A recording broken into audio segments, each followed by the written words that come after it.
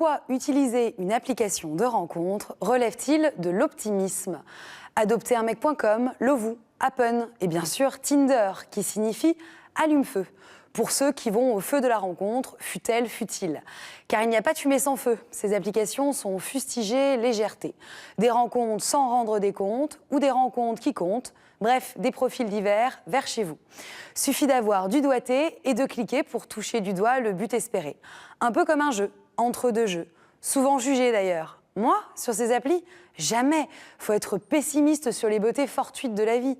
Être, si ce n'est pressé, du moins léger. Calculateur aussi. Sans saveur consommée comme au supermarché. Voici le genre de propos tout aussi pessimiste que le soi-disant pessimiste qu'ils visent. Or, j'ai plutôt tendance, pour ma part, à chercher le bon côté des choses. Comme dit Milan Kundera, je préfère vivre en optimiste et me tromper que vivre en pessimiste pour la seule satisfaction d'avoir eu raison. Aussi, et si derrière ces applis, il y avait des pessimistes, oui, des déçus des rencontres de la vraie vie, mais aussi des optimistes.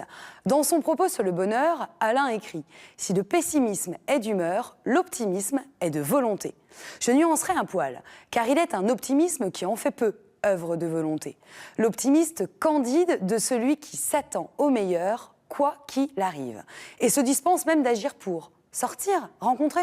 Non mais attends, moi j'ai la foi, j'attends l'amour. C'est long parfois, ma foi.